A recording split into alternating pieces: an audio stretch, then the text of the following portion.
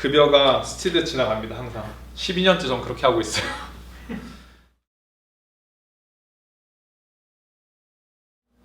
예, 안녕하세요. 편안한 회사 생활을 위한 숫자의 모든 것의 강의를 맡게 된 재경팀 정지훈입니다. 지난 그 신입 교육 때 1시간 정도 여러분들 뵀었는데 다시 한번 저한테 좋은 기회가 와가지고 여러분들하고 오프라인이 아닌 온라인으로 만나게 돼서 정말 반갑습니다. 오늘 하루 종일 숫자에 대해서 여러분들하고 얘기를 할 건데, 일단은 간단하게 몸풀기 식으로 퀴즈 한 4개 정도를 준비해 왔거든요. 그래서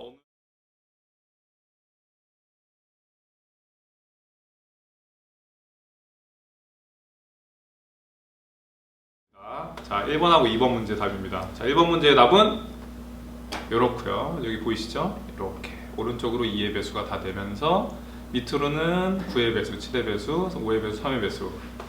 왜 그런지는 한번 고민을 해보세요. 정답 제가 알려드렸으니까. 자, 두 번째 61. 61 정답 맞춘 것 같아요. 61번.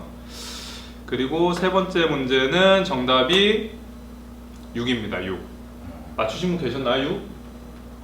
없었죠? 네. 그리고 4번 문제의 정답은 139. 아까 누가 139 올렸던 것 같아요. 최미리 매니저. 네. 두 분한테는 제가 소정의 상품권 선물로 드릴 수 있도록 하겠습니다. 상품권. 상조가 있구나. 상조가 맞췄어요. 아, 네. 이상조 매니저인가요? 먼저 네. 맞추는 아, 이상조 매니저가 먼저 맞췄다고 합니다. 아, 감사합니다. 자, 이제 본격적으로 수업에 들어가려고 하는데, 이제 몸 푸셨으니까 제가 이제 지난 수업 때도 이런 문구를 보여드린 적이 있었던 것 같아요. 우리의 약속. 모든 의견은 동등하게 기중하다. 방금 전 했던 그 간단한 퀴즈처럼 강의 한 2시간 반에서 3시간 정도 진행할 예정인데, 진행하는 동안에 여러분들한테 이렇게 적극적으로 참여를 요구하는 부분들이 있을 거예요. 그때마다 여러분들의 의견들을 적극적으로 개진해 주시고 말씀해 주시면 좀 더 이 강의가 풍요로운 강의가 될 수 있을 거라 생각이 드니까, 모든 의견은 동등하다는 생각을 갖고 저도 받아들일 수 있도록 하겠습니다.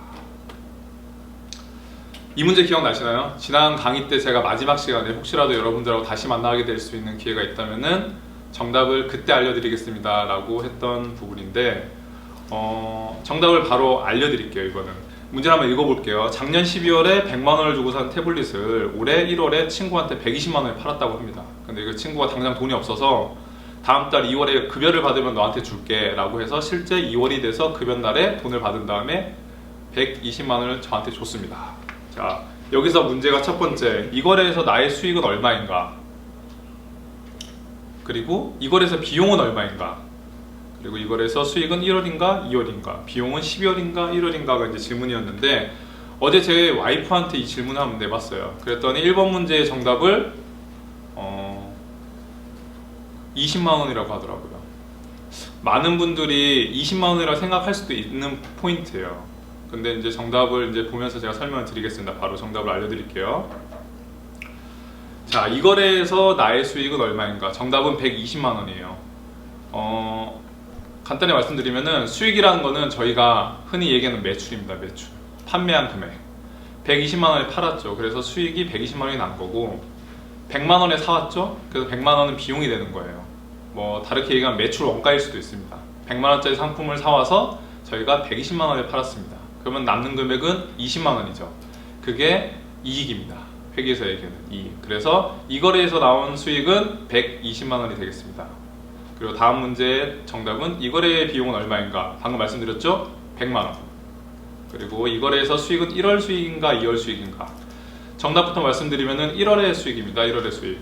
왜냐하면은 돈은 실제로 저희가 2월 달에 받았지만 1월 달에 실제 태블릿이 친구한테 건네주게 된 거죠. 그래서 회계에서는 발생주의라는 개념을 가지고 와서 실제 거래가 발생이 된 시점에 수익이든 비용이든 인식을 하라고 하게끔 되어 있습니다. 우리 일상생활과는 좀 차이가 있어요. 일상생활에서는 현금이 왔다 갔다 하면 그게 거래라고 보죠. 하지만 회계에서는 현금이 오고 가는 거와는 무관하게 실제 행위가 이루어지는, 거래가 이루어지는 그 시점이 결국은 발생된 시점이라고 봐서 발생주의 원칙에 의해서 이 거래에 수익이 발생한 시점은 1월입니다. 그리고 마지막 네 번째, 비용은 그럼 언제일까요? 비용이 있어야 수익이 있다라는 그 전제가 바로 회계에서 말하는 두 번째 원칙, 수익 비용의 대응 원칙이라는 게 있는데, 수익이 발생해야지만 비용이 발생하는 거예요. 그래서 수익이 발생했던 1월에 비용도 100만 원이 발생한 걸로 보는 겁니다.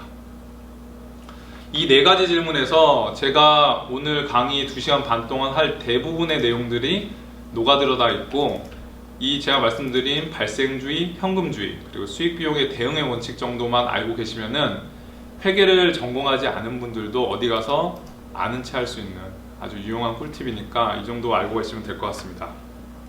그러면 본격적으로 이제 수업에 들어갈 텐데, 이 페이지가 뭐냐면은 제가 강의를 이렇게 해보겠다라고 얘기를 했더니 그 인사팀의 이승준 매니저님께서 정말 말도 안 되게 너무 멋있게 랜딩 페이지라고 해가지고 이걸 꾸며주셨어요. 그래가지고 이 안에 사실은 제가 오늘 하고 싶은 얘기들이 다 들어가 있어요.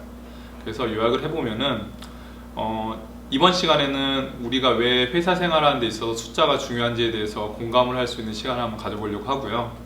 두 번째 시간에는 그럼 실제로 회사 생활에서 숫자가 어떻게 활용이 되고 이용되고 있는지에 대해서 저희가 알아보는 시간, 그래서 숫자에 꽂힌 재무제표에 대해서 좀 지겨울 수도 있겠지만 이론적인 부분에 대해서 좀 건드려 보려고 합니다. 그리고 세 번째 세션에서는 회사에서 숫자에 대해서는 알았으니까 나의 생활에 있어서 숫자는 어떤 영향을 미치고 있고 어떻게 이용되고 있는지, 그래서 가장 근접해 있는 월급 그리고 가계부 작성을 간단하게 해보면서 나의 생활에 있어서 숫자가 어떻게 이용이 되고 있고 어떤 영향을 미치고 있는지를 한번 알아보겠습니다. 그리고 마지막으로 현업에 이제 결국은 여러분들이 MD로 가실 텐데 MD로서 알아야 될 부분들을 제가 간단하게 정리를 하면서 사고 사례라든지 그 숫자와 관련해서 현업에서 알아두면 좋은 꿀팁, 그리고 마지막으로 제가 이 강의를 통해서 드리고 싶은 말을 드리면서 마칠 수 있도록 하겠습니다.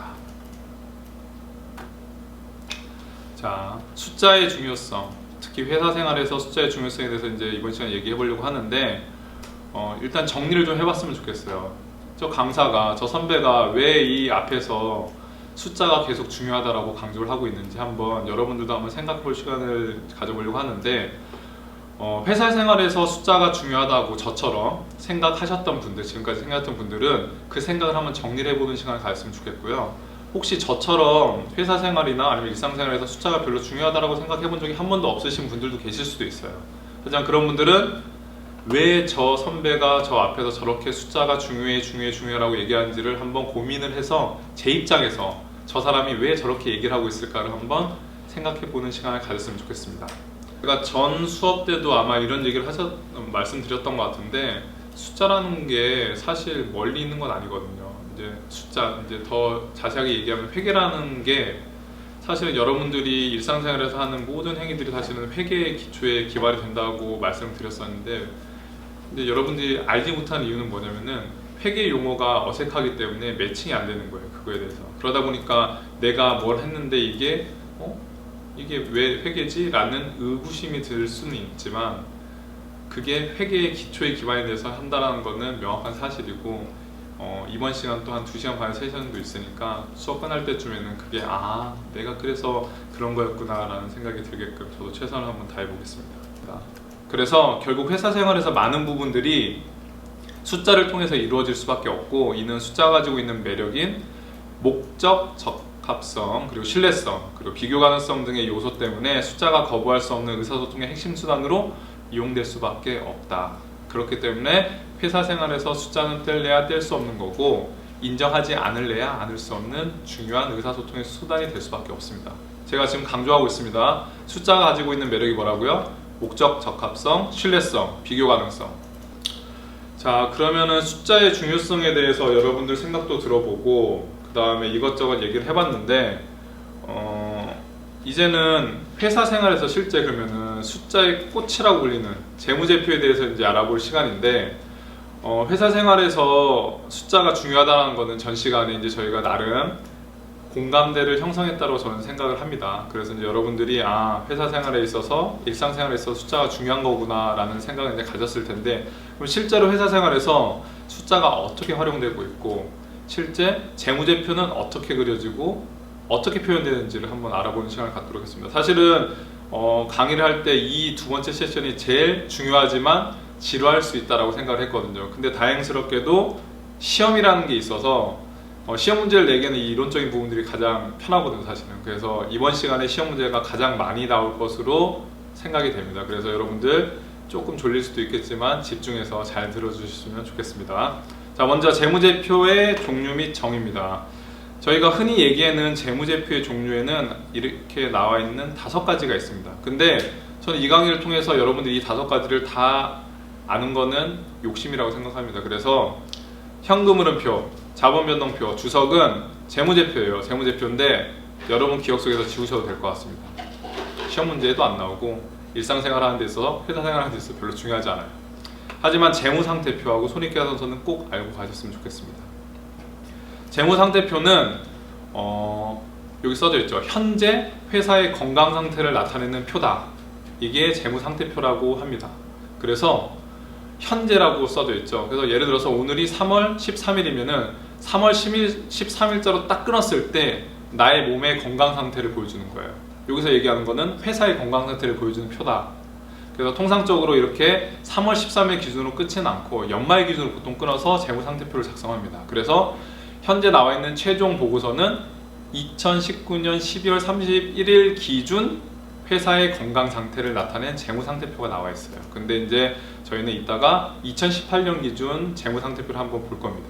그리고 두 번째, 손익계산서. 손익계산서는 일정 시점에 끊는 게 아니고 일정 기간 동안의 성적표를 보는 거예요. 그래서 2019년 1월 1일부터 12월 31일까지 1년 동안의 회사의 성적표를 보는 겁니다. 그래서 손익계산서에는 저희가 흔히 알고 있는 매출액, 그리고 영업이익, 당기순이익 같은 용어들이 나옵니다. 그래서 1년 동안 물건을 얼마나 팔았고 얼마를 남겨서 얼마의 이익이 남았습니다. 이런 내용들이 일정 기간에 걸쳐서 성적표를 나타내는 게 바로 손익계산서. 자, 다시 한번 말씀드립니다. 재무상태표는 현재 일정 시점에 회사의 건강 상태를 나타내는 게 재무상태표예요. 그리고 손익계산서는 일정 기간, 1년이면 1년, 6개월이면 6개월, 3개월이면 3개월, 이런 식으로 일정 기간에 회사의 성적표를 나타내는 게 손익계산서입니다.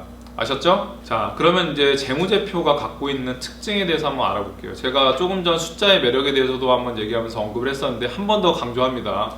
재무제표의 특징은 목적 적합성이 있어요. 그래서 목적에 적합한 겁니다. 그래서 예측을 한다거나 아니면 어떤 의사결정을 할 때, 아니면 적시에 제공할 때, 이런 목적에 따라서 적시적소의 숫자가 표현되어지기 때문에 목적 적합하다라는 표현을 하고요. 두 번째, 신뢰성. 이거 누구나 공감할 수 있을 거예요. 신뢰성이라는 건 뭐냐면은 누구나 공통으로 사용하는 숫자고 누구나 공통으로 기준에 의해서 작성된 게 재무제표이기 때문에 신뢰성이 있다라고 보는 겁니다. 그래서 표현의 충실성, 검증 가능성, 중립성이 있다. 내가 기분이 좋다고 매출을 갑자기 늘릴 수도 갑자기 줄일 수도 없는 거예요. 근데 작년에 기분이 나빴어요. 그래서 매출액을 그냥 줄이고 싶어요. 그래가지고 원래는 100만원 팔았는데 50만원 팔았다고 쓰면은 안 된다는 겁니다. 왜? 기준에 어긋나 있기 때문에. 그래서 신뢰성이 있다라고 표현을 하는 겁니다. 그리고 마지막 세 번째, 비교 가능성.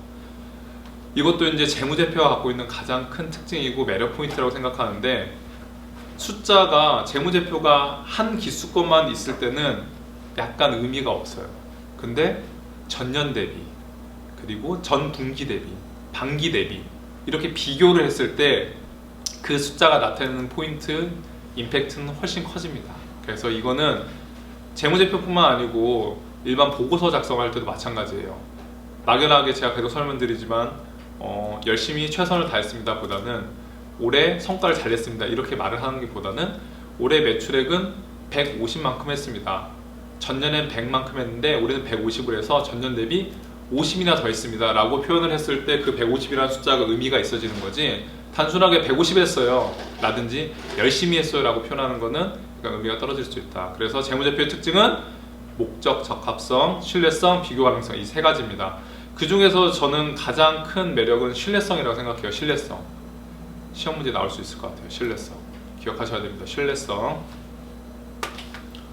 자, 이제 재무제표의 종류하고 이제 특징에 대해서는 알아봤으니까, 그러면 이제 재무제표 자체의 숫자도 의미가 있지만 제가 말씀드렸죠. 비교 가능해야 된다고. 그리고 재무제표 숫자들을 조합해가지고 여러 가지 분석을 할 수가 있어요, 저희가. 그래서 그 분석한 숫자들을 가지고 이 회사가 건강하다, 튼튼하다, 미래 성장 가능하다, 과거에 잘했다는 걸 평가할 수 있는 겁니다.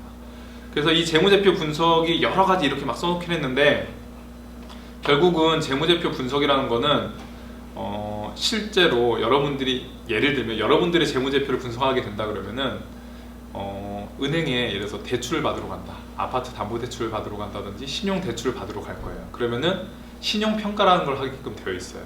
그랬을 때 여러분들이 월급을 얼마를 받고 얼마를 쓰고 신용도는 어떻고 이런 종합적인 걸 가지고 여러분들의 대출 금액이라든지 아니면 대출 금리라든지 이런 것들의 조건들이 결정되는 거예요. 회사도 마찬가지입니다. 회사가 저희 회사 같은 경우는 워낙 탄탄한 회사여서 차입금이 하나도 없는 회사예요. 무차입 경영을 하고 있는데 일반적인 회사들은 돈이 내 돈 갖고만 일을 할 수 없기 때문에 차입이라는 걸 하게 돼 있어요. 차입을 할 때 신용평가를 받습니다. 똑같이 은행에. 그때 들어간 것들이 이런 재무제표 분석이 들어가는 거예요. 그 MD분들도 마찬가지예요. 어떤 걸 알아야 되냐면은 실제로 MD의 중요한 역할 중 하나가 좋은 물건을 파는 협력업체를 입점시키는 게 가장 중요한 일이거든요. 제가 알고 있는. 근데 이 협력업체가 물건은 잘 만드는데 그 협력업체 자체가 건강한 회사인지 재무 상태가 건전한 회사인지를 판단할 줄 알아야 된다고 저는 생각을 하거든요. 그렇기 때문에 이 재무제표 분석이라는 것들을 몇 가지 포인트들만 알고 계시면은 여러분들이 실제 MD로서 업무 수행을 할 때도 협력업체를 입점시킬 때 그냥 상품이 좋아서 누가 하라고 하니까 이게 아니고 이 업체가 상품도 좋은데 재무 상태를 봤더니 너무나 안정적인 회사입니다. 저희한테 큰 도움이 될 것 같아요 라는 판단을 객관적으로 할 수 있는 겁니다. 그렇게 했을 때 여러분들 선배들이나 팀장님들께서도 여러분들을 좀 더 신뢰하고 믿을 수 있지 않을까 생각이 듭니다. 자, 한번 재무제표 분석에 대해서 이제 디테일하게 알아볼게요. 크게 분석하는 방법은 4가지입니다. 수익성을 분석하는 게 있고 성장성을 분석하는 게 있고 안정성을 분석하는 게 있고 활동성 분석하는 게 있어요. 먼저 이제 수익성 분석은 여기 써놨죠. 기업의 경영 성과가 얼마나 났는지 자체를 성과만 분석을 하는 거예요. 그래서 한 3가지 정도가 있는데 다른 거는 여기서 얘기 안 하고 영업이익률, 여러분들 많이 들어봤을 거예요. 영업이익률. 일단 직원들한테 GS 홈쇼핑에서 영업이익은 상당히 중요해요. 왜? 성과급의 재원이 되거든요. 그래서 여러분들이 영업이익을 많이 내면 많이 낼수록 성과급을 많이 받아갈 수 있습니다. 그래서 중요합니다. 근데 영업이익을 매출액으로 나눈 다음에 100을 곱하게 되면은 영업이익률이 되는 거예요. 그래서 저희 회사는 동종업계에서 영업이익률이 가장 높은 회사 중 하나입니다. 작년에도 약 13% 정도의 영업이익률이 달성됐거든요. 그 정도면은 동종업계 거의 최강이라고 할 수 있어요. 그래서 CJ나 롯데, 현대홈쇼핑에 비해서 약 한 3% 이상 영업이익이 많이 나기 때문에 일반 제조업체 같은 경우들은 영업이익이 3, 4%밖에 안 나요. 그러니까 그만큼 저희가 이익률이 잘 나오는 이익의 질이 좋은 회사라고 생각하시면 될 것 같습니다. 그래서 자부심을 좀 가져도 될 것 같고, 두 번째 성장성 분석. 성장성 분석은 기업의 경영 성과가나 혹은 재무 상태가 전기 대비해서 얼마나 성장을 했는지를 분석하는 거예요. 그래서 매출액 증가율, 총자산 증가율. 그래서 말씀드렸죠. 전기 대비해 가지고 단기의 매출액이나 단기의 자산이 얼마나 증가했는지를 보는 겁니다. 근데 아주 중요한 분석 툴은 아니에요. 그리고 세 번째, 제가 이제 개인적으로 제일 중요하게 생각하는 이제 포인트인데 안정성 분석. 기업의 장기 지급 능력을 분석하는 게 안정성 분석인데 이 안에는 3가지 비율들이 있어요. 그 중에서도 2가지 강조합니다. 유동 비율 그리고 부채 비율. 유동 비율은 유동이라는 걸 생각하지 마시고 부채라는 건 뭐예요? 저희가 갚아야 될 돈이라고 쉽게 생각하면 돼요. 자산은 저희가 받아야 될 돈. 이렇게 간단하게 생각했을 때 저희가 갚아야 될 돈 대비해 가지고 받아야 될 돈의 비중이 얼마나 되는지를 보는 게 유동 비율이에요. 근데 이제 유동은 뭐냐면은 회계에서 1년 이내에 이루어지는 부채, 1년 이내에 받아야 될 돈, 이렇게 유동인데, 유동부채라고 하면은 1년 이내에 갚아야 될 돈이 100원인데 예를 들어서 유동자산 1년 이내에 받아야 될 돈이 150이야. 그러면은 받아야 될 돈보다 줘야 될 돈보다 받아야 될 돈이 더 많죠. 그러면 유동비율이 높게 되는 거죠. 그래서 유동비율이 100%가 넘어가면은 좋은 회사라고 합니다, 보통. 그래서 받아야 될 돈이 줘야 될 돈보다 많다라는 뜻이기 때문에, 그래서 유동 비율이 100이 넘으면 엄청 좋은 회사인데 저희 회사는 한 250 정도 나와요. 그러니까 엄청나게 좋은 회사죠. 그래서 자부심을 갖고 다니시면 될 것 같고, 유동 비율 중요합니다. 유동 자산 나누기 유동 부채, 시험 문제에 나올 것 같아요, 이것도 왠지. 그리고 부채 비율. 부채 비율은 방금 말씀드렸죠. 부채가 뭐죠? 줘야 될 돈이에요. 어떻게 보면은 남의 돈이에요. 남의 돈. 타인 자본이라고 합니다. 저희가 정확하게 얘기하면은. 그리고 자기 자본은 내 돈이에요. 내 돈 대비해서 남의 돈의 비율이 얼마나 되는지를 보는 게 부채 비율이에요. 그러면은 여러분들, 부채 비율은 높으면 좋을까요? 낮으면 좋을까요? 낮으면 좋을까요? 높으면 좋을까요? 댓글에 아무도 대답을 아직 안 해주셨는데, 낮으면 좋습니다. 왜? 내 돈 대비해서 줘야 될 돈, 남의 돈이 적은 게 좋죠. 그래서 통상 부채 비율이 100보다 낮으면 좋다고 합니다. 근데 저희 회사는 20%대예요. 그러니까 내 돈이 100이 있으면 남의 돈, 줘야 될 돈이 20밖에 안 되는 거예요. 엄청나게 좋은 회사예요. 그래서 제가 GS 홈쇼핑을 보면은 정말로 성장성도 좋지만 성장성보다 정말 이런 질적인 측면이나 안전적인 측면에 강점을 갖고 있는 회사다, 이런 생각이 드는데, 이 자세한 우리 회사의 분석은 제가 이제 이 이론적인 부분 끝나고 뒤쪽 가서 설명을 드리도록 하겠습니다. 그리고 이자 보상 비율이 있는데, 이 이자 보상 비율은 제가 빨간색으로 안 칠해놨죠. 시험 문제 안 나와요. 안 나오는데 저희 회사한테는 아주 중요한 포인트가 아니어서 제가 빼긴 했어요. 근데 일반적인 회사들, 특히 차입이 있는 회사들은 엄청나게 중요한 포인트입니다. 근데 저희 회사는 차입이 하나도 없어요. 이자를 내는 게 하나도 없어. 그래서 무차입 경영을 하고 있는 회사다. 그래서 이자 보상 비율이 빵이에요. 그래서 의미가 없습니다, 저희는. 빛이 나는 회사. 네, 좋습니다. 빛이 나는 회사.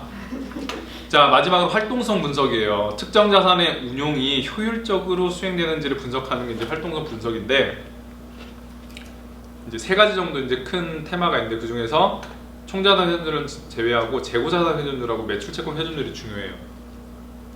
저희 회사가 이제 작년, 재작년부터 해가지고 홈쇼핑 전통적인 매입 방법은 위수탁 거래를 하게끔 되어 있어요. 그래서 다른 제조업체에서 물건을 만들어다가 가지고 오면 저희는 물건을 대신 팔아주고 그거에 대한 일정 비율만큼을 수수료를 받아가는 구조가 바로 위수탁 매입 방식인데, 재작년부터 저희가 직매입을 늘리기 시작했어요. 왜? 직매입을 많이 해서 마진을 많이 남기려고. 남의 물건을 팔아서 수수료를 받아가는 건 안정적이긴 하지만 마진이 좀 낮아요, 일반적으로. 근데 직매입을 해서 저희가 통으로 물건을 사서 저희 물류창고, 군포에 하나 또 지었잖아요, 최근에. 거기다가 지어놓고 거기에 물건을 쌓아놓고 저희가 직접 하는 거예요. 재고에 대한 리스크를 떠안지만 그만큼 마진이 좋은 거죠. 대신에 직매입이 많아지면서 재고자산이 점점 많아지고 있어요, 저희가.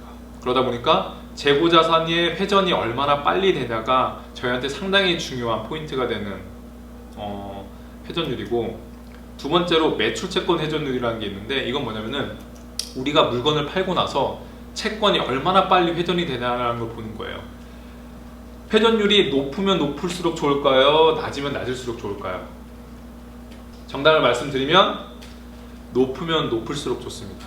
그래서 저희 회사는 매출채권 회전율 같은 경우는 보통 50일 전후, 재고자산 회전율도 50일 전후입니다. 이 말인 즉슨 뭐냐면은 1년 365일 중에 50회 정도 회전이 된다는 거예요. 그러면은 360을 50이나 60으로 나눴을 때 6일 정도 걸린다는 거예요. 재고 하나가 들어와서 매출채권이 발생하고 나서 6일이면은 재고가 나가고 매출채권이 회수가 된다라고 보시면 됩니다. 엄청나게 빠른 거예요. 그래서 또 좋은 회사. 제가 진짜 그냥 좋은 회사가 아니고 이렇게 숫자나 이런 걸 분석을 통해서 제가 봤더니 정말로 좋은 회사인 거예요. 여러분들 정말 자부심을 가져도 되고, 이제 구체적으로 한번 분석을 한번 해보겠습니다. 하기에 앞서서 이 재무 분석을 하다가 보면은 여러 가지 사항들이 발생하는데, 백종원의 골목식당이라는 이 프로그램이 있는데, 거기서 멸치국수 장사를 하시는 사장님이 나와서 백종원과 설전을 벌입니다. 근데 국수의 제조 원가가 얼마인지에 대해서 서로 설왕설래를 해요. 이 부분 영상을 한번 보시고 한번 다시 만나볼 수 있도록 하겠습니다.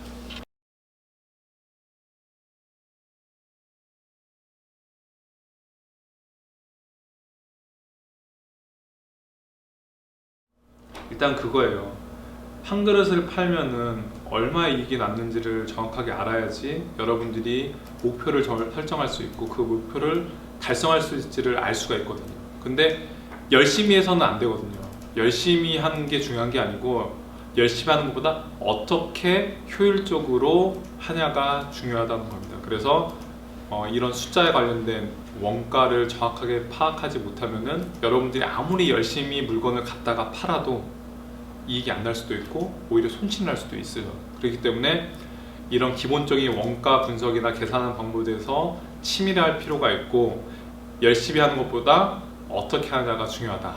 이 얘기를 제가 드리고 싶었습니다. 제가 이제 여러 가지 말씀드렸는데 이제 실제로 저희 GS 홈쇼핑이 재무제표를 보면서 재무제표 상태가 어떻고 성적표는 어떻고 제가 다 말씀드렸죠. 성적표, 손익계산서, 건강상태표, 재무상태표. 자, 재무상태표하고 손익계산서를 보고 그리고 재무 분석도 해보고 동종업계 대비해서 얼마나 우리가 비교했을 때 좋은 회사인지를 한번 알아보는 시간을 갖도록 하겠습니다. 자, GS 홈쇼핑 재무제표예요. 그래서 이제 가장 메인이 되는 재무상태표, 건강상태표, 일정 시점의 건강상태표죠. 2018년 말 기준, 17년 말 기준, 16년 말 기준 재무상태표고요. 손익계산서, 일정 기간 동안의 성적표라고 했습니다. 손익계산서. 그래서 2018, 17, 16년 1년 동안 벌어들인 매출의 영업이익, 당기순이익이 어떻게 되는지를 보여주는 손익계산서입니다. 실제로 공시되어 있는 숫자들을 봤을 때는 엄청 복잡하게 되어 있어요. 그래서 여러분들이 봐도 사실 이해하기가 힘든 부분들이 많이 있고 용어도 좀 어렵고 그렇긴 한데 제가 간단하게 요약을 해서 가져와 봤습니다. 시간상 다 설명을 드릴 수는 없기 때문에. 그래서 간단하게 보면은 저희의 건강상태표를 먼저 이제 볼게요. 16, 17, 18년 쫙 오는데 눈에 보이는 거 먼저 노란색으로 음영칠한 자산 총계라는 게 있고 밑에 부채 및 자본 총계라는 게 있습니다. 재무상태표에서는 이거 하나지만 알면 될 것 같아요. 자산 총계랑 부채랑 자본을 더한 총계가 서로 같습니다. 이게 중요한 거예요. 아주 중요한 거예요. 그래서 자산은 부채 더하기 자본, 자산은 부채 더하기 자본. 시험 문제 나올 수도 있어요. 재무상태표에서 자산은 부채 더하기 자본. 기억을 하셔야 됩니다. 그래서 재무상태표에서는 그것만 알아도 반은 또 먹고 들어갑니다. 그래서 자산은 부채 더하기 자본이라는 걸 꼭 기억하시고 GS 홈쇼핑 18년도 말 기준으로 자산 총계를 봤더니 자 바로 눈에 들어오나 숫자가 얼마죠 이게? 앞에 계신 교육 진행자분들도 읽을 수 있나 이거? 자 숫자 읽어지나요? 어려워요. 숫자가 읽혀지나요? 이거 읽을 줄 알면은 제가 봤을 때는 기본적으로 숫자에 대한 감각이 있으신 분들이에요. 아니면 평소에 숫자를 좋아한다거나. 위에 단위가 일단 있습니다. 숨겨진 단위죠. 100만원. 그러면은 이 숫자는 100만원부터 시작한다는 거예요. 100, 1000만, 100만, 1000만, 억, 10억, 100억, 1000억, 조. 1조 3842억 200만원이에요. 자산이. 이렇게 참 힘들죠.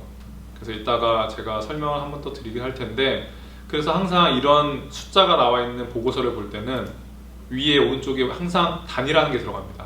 왜? 숫자가 너무 기니까 한꺼번에 다 쓰기 힘들잖아요. 단위 그리고 단위 말고 단위를 생각해서 숫자를 읽을 줄 알아야 된다. 이걸 항상 생각하셔야 되고 그래서 GS 홈쇼핑의 18년 말 기준 자산 총계는 1조 3천억, 1조 한 4천억 정도 되는 거예요. 상당히 큰 규모입니다. 조, 평생 가도 우리가 만져볼 수 없는 숫자가 조거든요. 사실은 1조라는 건 엄청나게 큰 숫자예요. 근데 더 중요한 포인트가 있어요. 자산은 부채 더하기 자본이라고 했죠. 부채는 3천억 정도죠. 자본은 1,100억 정도예요. 제가 무슨 얘기를 하고 싶을까요 여기서? 자산 총계의 구성이 봤더니 남의 돈보다 나의 돈이 엄청나게 큽니다. 저희 회사는.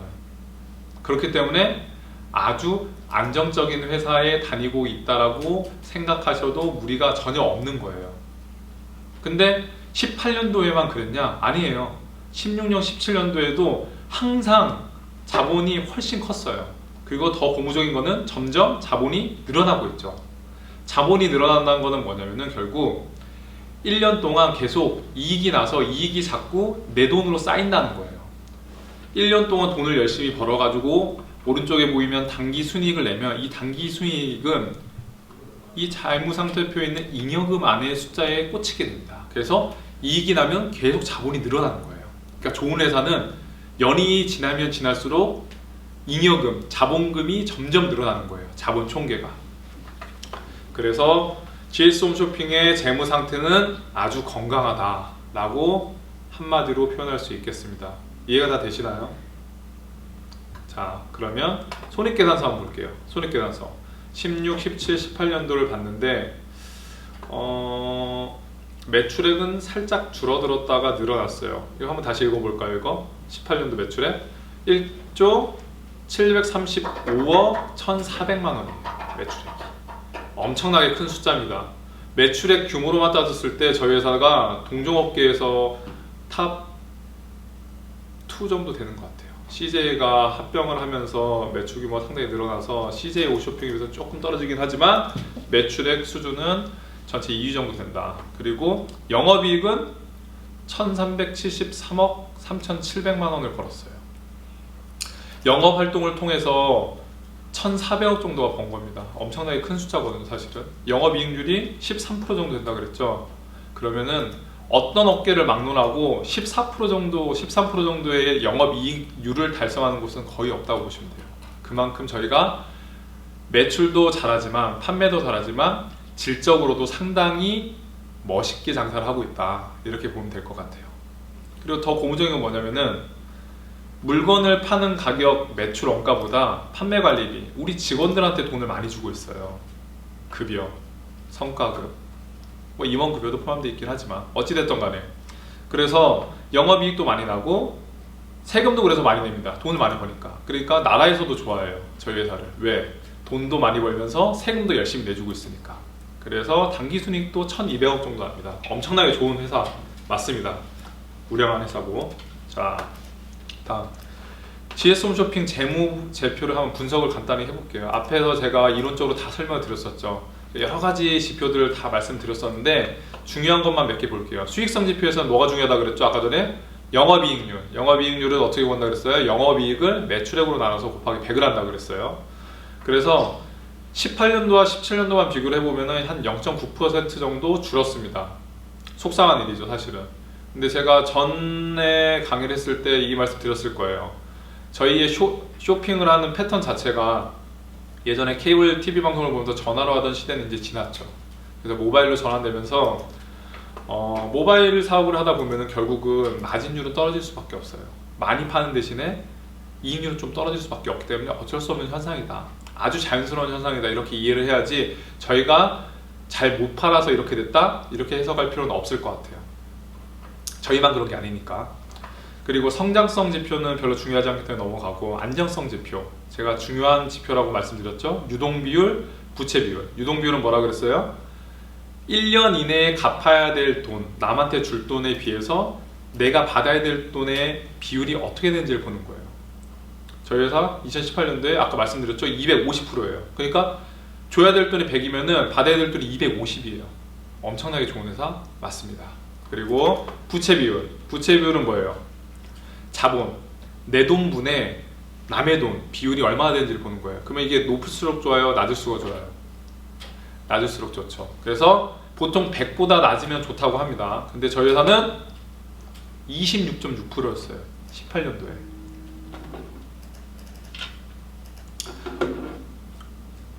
어마어마하게 낮은 수치입니다. 어마어마하게. 26.6%면은 내 돈이 100이면은 남의 돈이 26밖에 없다라는 거예요. 그 정도면은 거의 내 돈 갖고 일을 하고 있다라고 봐도 과언이 아니에요. 정말 엄청나게 수익성도 나면서 안정적인 회사다, 이렇게 보시면 될 것 같습니다. 그리고 활동성 분석. 아까 재고자산 회전율하고 매출채권 회전율이 중요하다고 제가 말씀드렸죠. 회전율은 빠르면 빠를수록 좋은 거예요. 빠르게 회전이 되고 있다는 거는 빨리빨리 돌고 있다는 거니까. 그래서 재고자산 회전율하고 매출채권 회전율이 조금씩 좀 떨어지긴 했어요, 사실은. 재고자산 회전율 같은 경우는 62위에 돌던 게 이제 42.7으로 줄어들었어요. 사실 안 좋아지긴 했는데 42.7회로 떨어진 이유를 봤더니 재고자산의 숫자가 엄청나게 늘어나고 있어요. 저희가 직매입이 늘리다 보면서, 그러면서 자연스럽게 좀 줄어들고 있긴 한데, 그렇다 하더라도 1년으로 봤을 때 42.7회가 돈다는 거는 360 나누기 441을 하면은 대략 8일에서 9일 정도면 재고자산이 회전이 되고 있다, 이렇게 보면 될 것 같습니다. 그러니까 엄청나게 빠르게 회전되고 있는 게 맞고, 매출채권 회전율 같은 경우도 64회면은 1년 365를 64회로 나누면은 6일 정도면 저희가 채권이 회수가 되고 있다. 정말 말도 안 되는 회사인 거예요. 저희의 매출이 대부분이 신용카드, 이제 고객 접점에서 일어나다 보니까 신용카드 매출이 많다 보니까 카드사로부터 돈이 빨리빨리 회수되는 그런 장점이 있는 겁니다. 정말 저희 회사는 무엇보다도 안정적이면서도 활동성이 좋은 회사다, 이렇게 보면 될 것 같아요. 자, 그러면 이제 자세히 한번 들어가 볼게요. 이제 숫자만 봤는데 추세를 한번 보겠습니다. GS홈쇼핑의 손익계산서 주요 지표의 추세입니다. 2016년부터 17년까지 18년까지 3개년을 분석을 해봤는데, 이 꺾은 선 그래프가 매출액이에요.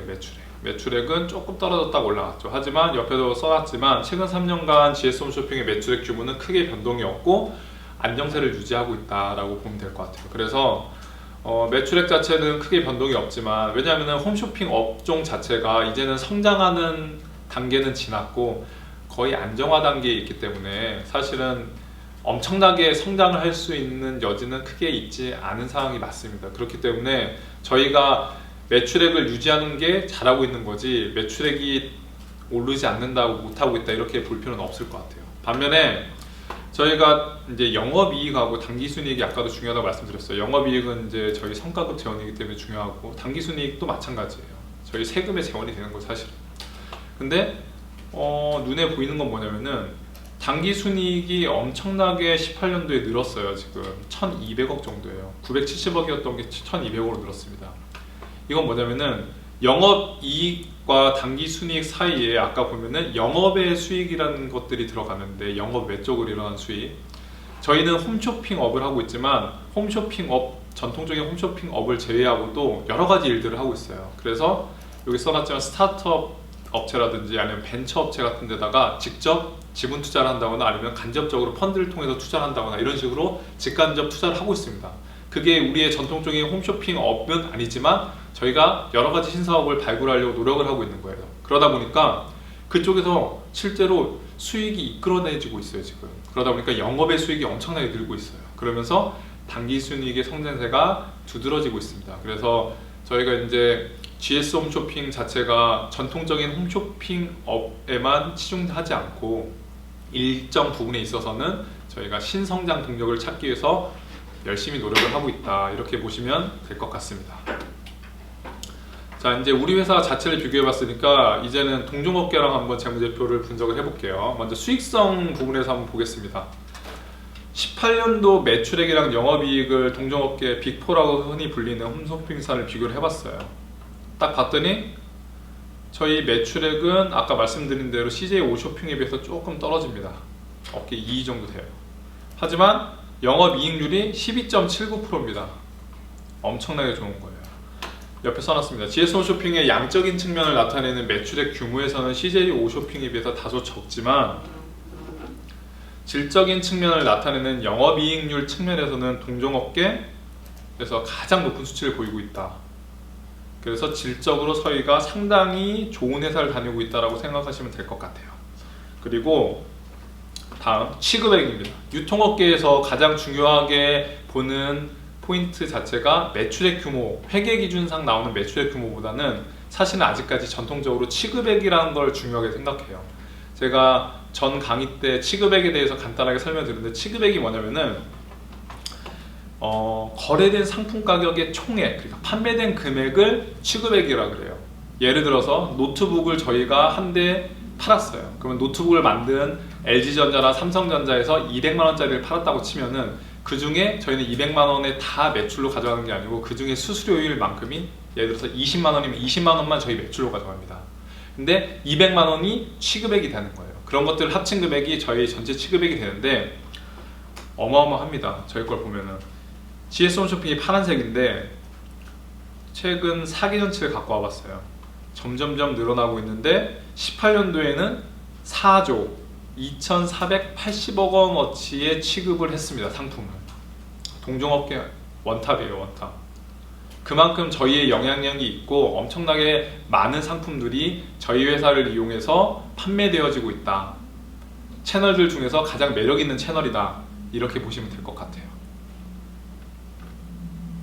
자, 다음으로 안전성 분석입니다.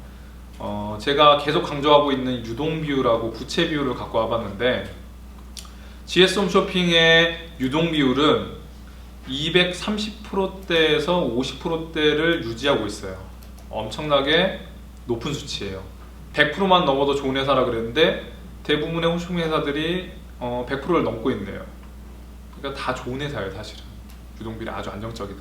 근데 CJ 홈쇼핑은 규모는 크긴 한데 유동비율이 조금 떨어지네요. 그러니까 뭔가 안정적인 측면에서는 약간의 위험 요소가 없지는 않다라고 보면 될 것 같고, 부채 비율 같은 경우는 저희가 어마어마합니다. 이거도 15년도부터 18년도까지 일단 추세 자체가 줄어들고 있고 18년도만 봤을 때 26.6%예요.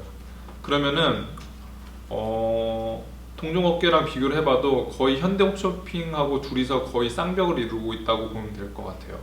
근데 여기서 이제 제가 이제 해석을 해놓긴 했는데 안정성 비율에서 추세하고 절대치를 다 봤을 때 모두 아주 우수한 결과를 보여주고 있다고 보면 될 것 같아요. 특히 유동 비율은 일정 수준을 유지해주고 있고 부채 비율 같은 경우에는 연도가 가면 갈수록 그 낮은 수치에서도 점점점 떨어지고 있거든요.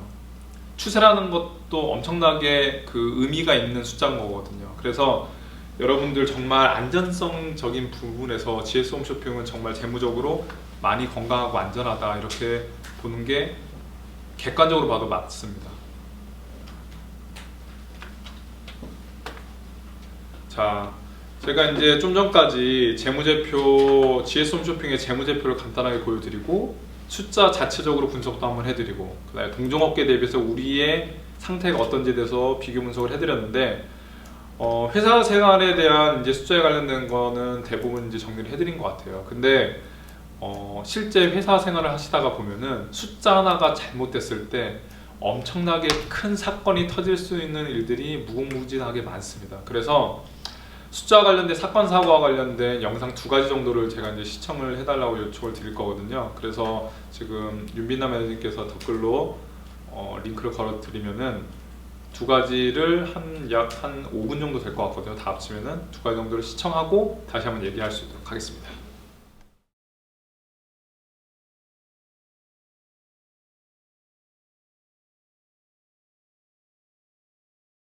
생각이 드셨는지 잘 모르겠어요. 저는 정말로 이럴 수도 있구나라는 생각을 많이 했었는데, 그러니까 회사 생활을 하면서 정말로 여러분들도 숫자와 관련돼서 현업에 가셨을 때 실수나 아니면 혹은 사고를 치게 되면은 엄청나게 큰 여파로 몰려온다라는 거를 항상 염두에 두시고, 너무 긴장한 건 좋진 않지만 어찌됐든 간에 신경은 써야 되는 게 맞는 것 같아요. 그래서 나중에 이제 제가 이제 사고 사례도 몇 개 이제 알려드릴 텐데, 여러분들이 열심히 일하는 것도 중요하지만 잘하는 것도 중요하기 때문에 정말로 이런 부분들 신경을 잘 썼으면 좋겠습니다. 저도 근데 삼성증권 우리사주 조합이었으면 좋겠다는 생각도 드네요. 천주 받았으면 행복했을 텐데요. 지금 어떻게 됐어요? 잘렸어요? 잘렸죠. 잘렸고 삼성증권에서 보상한 금액이 몇십억대라고 들었던 것 같아요. 그래서 그거를 다 회수하고 잘못 팔린 주식 다 회수하고 손실 난 사람들 보전해주고 뭐 이런 것들을 다 해주다 보니까 엄청나게 큰 손실을 입었다고 들었습니다. 근데 내부 통제가 그만큼 안 된다는 것도 사실은 말이 안 되는 거예요. 사실은. 자, 영상을 이제 다 보신 것 같으니까 이제 회사에서 숫자가 어떻게 이용되고 있고 우리 회사의 숫자가 어떤 수준이고 동종업계 대비해서 어땠는지를 다 이제 봤어요. 그러면 이제 나에게 있어서 숫자는 과연 어떤 영향력을 행사하고 있고 실제 나랑 어떻게 연계되어 있는지를 한번 알아보는 시간을 갖도록 하겠습니다. 3번째 세션, 나에게 숫자란. 나에게 숫자란이라는 주제를 잡고 나서 제가 어떤 걸 할까 고민을 하다가 여러분들이 어쨌든 직장생활을 처음 한다라고 제가 생각을 하고 1월부터 첫 직장생활 하신 다음에 월급이라는 걸 처음 받으셨을 거예요. 그쵸? 근데 월급을 받고 나서 급여 명세를 딱 뜯어봤는데 여러분 기대했던 것보다 돈이 많이 들어왔었나요? 아니면 조금 들어왔었나요? 아, 생각했던 대로 들어왔나요? 저는 처음에 첫 월급 받았을 때 생각보다 왜 이렇게 적게 들어왔지? 분명히 나는 한 얼마 정도 받았어야 된다고 생각했는데, 그래서 이제 생각이 있으신 분들은 내가 왜 그거밖에 안 들어왔을까를 고민하고 찾아보는 사람들도 있어요, 간혹.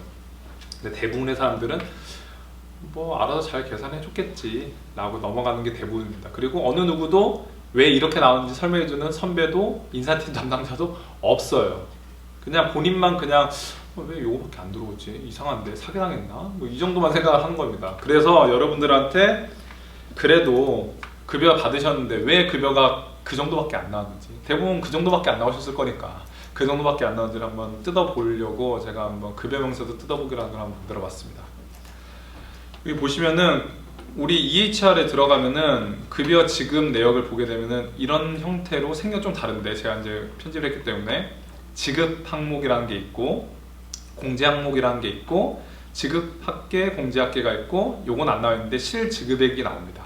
그게 무슨 얘기냐, 지급 항목은 저희가 받은 내역들이 정리되어 있는 거예요. 그래서 지급 내역들이 뭐 기본급, 각종 수당들, 뭐 현물 간식대, 유치원 보조비, 사내 추천 뭐 이런 게 있고, 공제 항목에는 우리가 흔히 얘기하는 4대 보험, 그리고 소득세, 주민세, 동호회비, 현물간식대 이런 것들이 있습니다. 그래서 지급 합계에서 공제 합계를 뺀 게 이 금액인데 통장에 찍히는 금액이 이 금액인 거예요. 여러분 이 정도는 알고 계셨죠? 자, 근데 제 통장 내역이 이건 아닙니다. 여기 기본급이 한 1,000만 원 정도 받으려면 저희 회사 임원 정도 되면 되나요? 한 임원 정도면 아마 1,000만 원. 제가 이제 희망사항을 적어 놓은 건데 여기서 이제 하나씩 뜯어볼게요. 지급 항목부터 먼저 보겠습니다. 연봉 계약을 다 하셨을 텐데 연봉 계약서상에 있는 금액 전체 금액에서 곱하기 90%를 한 거를 12로 나누면은 기본급 플러스 시간의 수당이 나옵니다. 월마다 받는. 알고 계셨나요? 관심 있나요? 네. 그리고 연봉 계약서상에 있는 금액 곱하기 10%를 하면 그거를 명정상여라는 명목으로 해서 1년에 2번 설이랑 추석 때 반씩 나눠서 받아요. 그러니까 5%씩 받는 거죠. 그래서 90%를 12번에 나눠서 받다 보니까 연봉 계약했던 것보다 좀 덜 받네 라고 생각하는 분들이 있을 수 있는데 10%는 따로 받죠. 명절상여 1월 달에 받으셨을 거예요. 그리고 포괄임금 제도를 저희 회사는 채택하고 있습니다. 포괄임금 제도는 뭐냐, 연봉 계약서상에 있는 금액에 소정의 연장근로수당이 포함되어 있는 거예요. 몇 시간? 월 20시간. 그래서 월 20시간까지 아무리 연장 근로를 하셔도 이미 연봉에 포함되어 있으니까 더 안 줘라는 얘기예요. 자, 그러면은 약간 억울해지죠? 야근을 20시간 진짜로 한 사람하고 하나도 안 한 사람이 받는 돈은 똑같다는 얘기예요. 슬프지만 야근을 안 하는 게 좋겠죠. 그러니까. 자, 그리고 각종 근무수당들이 있어요. 여기 보면 뭐 이것저것 막 써져 있어요. 휴일 근무수당, 야간 근무수당, 휴일 연장수당 뭐 이런 것들이 있는데, 이런 것들은 뭐냐면은 연봉에 포함되어 있는 20시간을 초과해서 근무한 부분에 대한 수당을 준 게 이런 각종 수당들입니다. 자, 그러면 수당이 어떻게 계산되는지 궁금하시나요? 저는 궁금하던데. 저는 야간 휴일 근무도 많이 하고 연장 근로도 너무 많이 하는 편이어가지고 나오면 궁금하더라고요. 그래서 계산을 해봤어요, 제가. 그래서 계산하는 근거는 뭐냐면은 일단 저희가 알고 있는 몇 시간 언제 근무한지는 나오죠, 시스템에. 그러면은 시급이 얼마인지만 알면 돼요, 저희는. 그래서 통상급여라고 불리는 우리 연봉 계약에 포함되어 있는 통상적으로 받는 급여를 12개월로 나누면은 매월 받는 월급이 나옵니다. 매월 받는 평균 월급. 그거를 한 달 보통 우리가 근로기준법상 그리고 우리 내부 인사 규칙에 의거해 가지고 일하는 시간을 최근에 226시간에서 209시간으로 줄였어요. 알고 계시나요? 관심 있으신 분들은 아실 거예요. 이게 엄청난 중요한 포인트예요. 왜냐면은 통상 근무 시간이 어떻게 계산이 되냐면은 1년을 12개월로 나누고 그걸 다시 7일로 나누면은 한 달이 보통 4.34주 정도가 나와요. 한 달이 4.34주. 4.34주가 나오는데 한 주에 우리가 일할 수 있는, 돈으로 받으면서 일할 수 있는 시간이 통상적으로는 보통 월요일부터 금요일까지 8시간씩 해서 40시간. 그리고 일요일이 여러분들은 그냥 쉬는 날이라고 생각하지만 법적으로는 유급 휴일이에요. 그래서 돈을 받고 쉬는 날이에요. 그래서 일하는 시간에 포함을 시킵니다. 그래서 8시간이 6일인 거죠. 48시간. 그래서 4.34주 곱하기 48시간을 하면 209시간이 나와요. 그래서 한 달에 유급으로 일할 수 있는 맥시멈 시간이 209시간인 거예요. 근데 이게 얼마 전까지 226시간이었어요. 어떻게 해서? 토요일 4시간도 유급 휴일이라고 우리가 했었던 거죠, 지금까지. 이게 왜 중요하냐? 226시간으로 나누는 숫자가 통상 시급이 커지려면은 209로 나누는 게 클까요? 226으로 나누는 게 클까요? 226으로 나누는 것보다 209로 나눠야지 통상 시급이 커지겠죠. 통상 시급이 커져야 우리가 하면 안 되지만 혹시라도 휴일에 근무를 한다거나 20시간을 초과해서 근무를 하는 상황이 발생했을 때 곱해지는 통상 시급의 숫자가 커지는 거예요. 그래서 여러분들이 받는 돈이 커진다는 겁니다. 여기서 이게 꿀팁이 될 수 있을지 모르겠는데 다 알고 계시겠죠? 휴일에 근무를 하면은 이 20시간하고는 상관없이 일한 만큼 연장 근로수당이 지급이 됩니다. 그리고 휴일이면 배수가 1.5배수가 적용이 돼요. 그래서 저 같은 경우에는 휴일에도 종종 나와서 일을 합니다. 죄송합니다. 그래서 이제 통상 시급에 8시간 곱하면 통상 일당이 나오고, 뭐 일당은 그냥 참고하라고 써놓은 거고, 통상 시급이 그래서 결국은 중요한 거예요. 왜냐면은 뭐 연장 근로를 한다고 항상 8시간 일하는 건 아니니까 시간 단위로 끊어지니까 1시간 일했으면은 통상 시급 곱하기 1시간 뭐 이런 식으로 해서 계산하면 됩니다. 그리고 이제 참고적으로 지급받는 금액 중에 비과세 소득이라는 게 있어요. 뭐냐면 이건 세금에 과세되지 않는 소득이다. 그래서 받으면 받는 대로 그냥 돈만 들어오는 거예요. 그래서 저 같은 경우에는 유치원 보조비라고 해서 인원 한 명당, 애기들 한 명당 10만 원씩 받는 게 있고, 차량 유지비는 이제 저는 이제 못 받지만 이제 팀장님들이나 이런 분들은 차량 유지비라 해가지고 20만 원까지 세법에서 인정해주는 비과세 소득 금액 한도가 20만 원이에요. 그래서 이런 것들이 이제 비과세 소득이다. 이 정도만 아시면 될 것 같아요. 지급 항목은 다략적으로 끝냈고, 공제 항목으로 가겠습니다. 이제 빨간색으로 쳐놨죠. 공제 항목. 속상하니까. 자, 건강보험료, 국민연금, 고용보험, 그리고 산재보험료까지 해서 우리가 통상적으로 얘기하는 4대 보험이에요. 이제 4대 보험이 이렇게 포함되는데, 산재보험료는 근로자가 내는 부분이 없어요. 산재보험료는 고용주, 사업자가 혼자 냅니다, 돈을. 그리고 건강보험부터 고용보험까지는 건강과 국민연금 같은 경우는 반반씩 부담을 하게끔 되어 있고요. 고용보험료는 요일이 좀 달라요. 그래서 다르게 되는데, 건강보험은 뭐냐? 여러분들이 아파서 병원에 가면은 건강보험에 가입이 안 돼 있으면 진료비가 엄청나게 많이 나옵니다. 그래서 이런 것들을 방지하기 위해서 질병이나 부상으로 인해서 발생되는 진료비가 과도하게 부담되는 것을 방지하기 위해서 만든 사회보장보험제도예요. 그래서 건강보험료는 크게 건강보험료, 장기요양보험료로 나눠집니다. 그래서 건강보험료는 월급의 보통 3.23%, 그리고 장기요양보험료는 건강보험료의 8.51%, 그래서 두 개 합쳐서 대략적으로 3.5% 정도가 떼입니다. 300만 원 정도 월급을 받으시는 분이면은 3.5%면은 한 10만 원 정도 되나요? 네, 10만 원 정도 되는 것 같아요. 그리고 국민연금은 나이가 들어서 은퇴해서 생업에 종사하지 못할 시점을 대비해서 국가가 소득이 있는 국민에게 의무적으로 가입하기로 만든 보험이다. 그래서 월급의 4.5%, 그리고 고용주도 4.5%에서 9%를 재원으로 해서 국민연금을 만듭니다. 크죠? 4.5%, 아까보다 더 큽니다. 그리고 고용보험은 실직, 휴직 등, 그러니까 여성분들 같은 경우에 결혼한 다음에 육아휴직 같은 거 들어갔을 때 고용보험공단에서 육아휴직 급여를 줍니다. 그래서 고용보험은 실직이나 휴직 등으로 소득이 끊겼을 때 생활을 유지할 수 있도록 도와주는 보험입니다. 그래서 월급의 0.65%.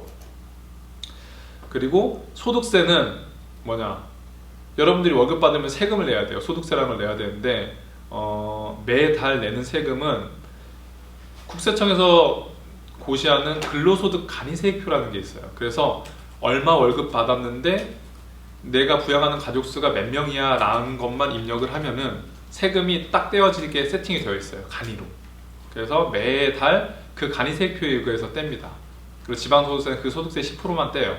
그래서 1년 동안 1월부터 12월까지 그렇게 간이세액을 추징하다가 내년 2월에 가면은 여러분들도 연말정산이라는 걸 하게 됩니다. 이제 근로자 같은 경우는 그때 어떻게 하냐면은 1년 동안 냈던 세금이 있죠. 그걸 기납부한 세금이라 해서 기납부세액이라고 해요. 그리고 1년 동안 소득을 벌인 게 근로소득 외에도 여러 가지 소득들이 발생을 합니다. 그리고 지출한 금액들이 이렇게 있죠. 지출한 금액들이 근데 신용카드를 열심히 써고 그 다음에 현금 영수증 끊고 여러 가지 교육비도 쓰고 의료비도 썼어요. 그래서 번 돈, 쓴 돈 해서 남은 돈에 대해서 세금을 내는 건데 이 쓴 돈이 쓴 만큼 다 인정이 되는 게 아니에요. 세법상.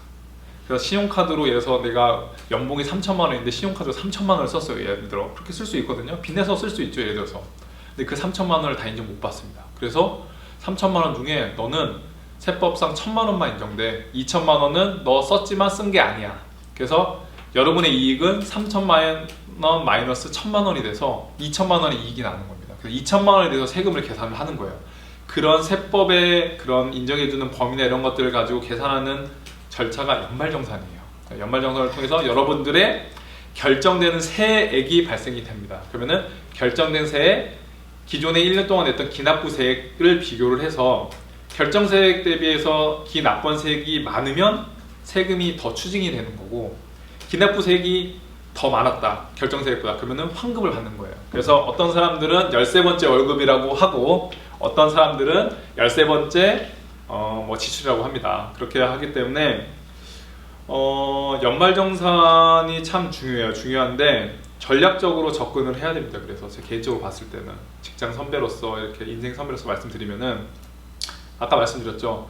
3천만 원은 벌었는데 3천만 원을 쓰더라도 어떻게 쓰냐가 중요한 거예요. 그래서 어떻게 쓰냐. 연말정산. 세법에서 인정해주는 공제되는 거, 비용으로 인정되는 부분을 최대한 활용하면서 지출을 해야지 여러분들이 세금도 덜 내고 돈도 많이 가져갈 수 있는 13번째 월급을 받을 수 있는 겁니다.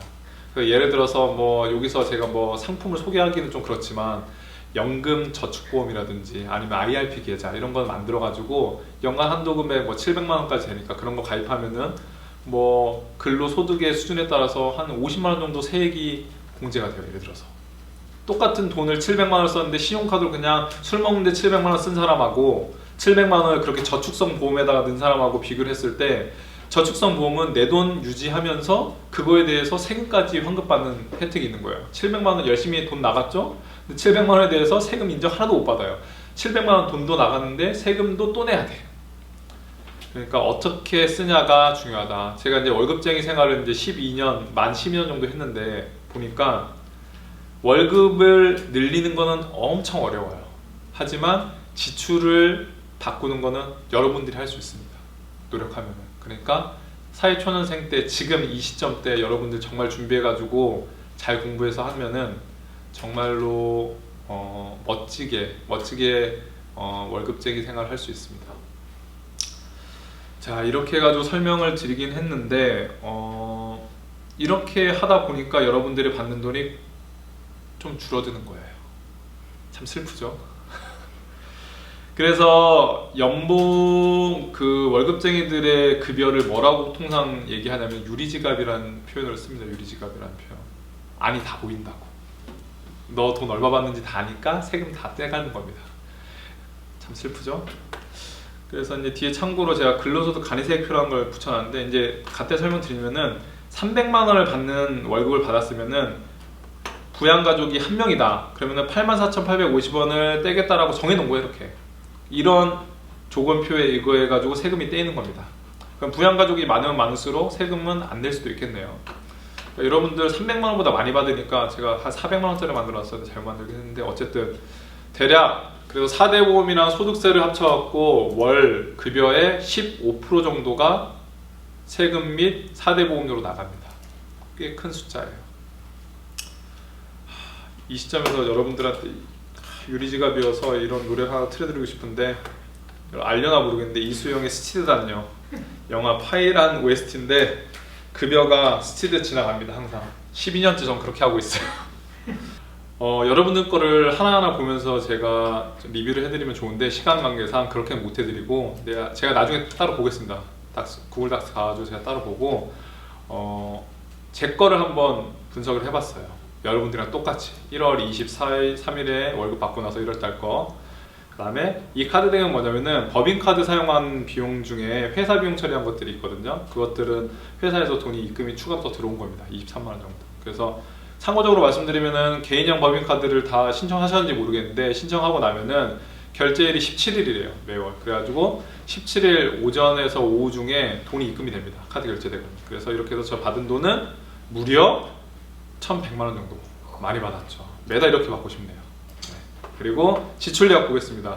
제가 말씀드렸죠. 비소비성 지출하고 소비성 지출을 구분해서 보여달라고. 그래서 비소비성 지출 저 저축도 꽤 많이 하는 편이에요. 그래서 적금 40만원, 펀드 30만원 어쩌고 저쩌고 해가지고 뭐 이만큼 쓰고 있고, 소비성 지출 카드 결제 대금 제가 밑에 따로 분류를 했습니다. 섞여 있어가지고. 그리고 기부도 합니다.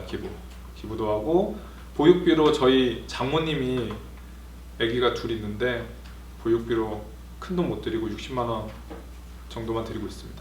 그리고 카드 하나 드리고 있어요. 생활비 쓰시라고.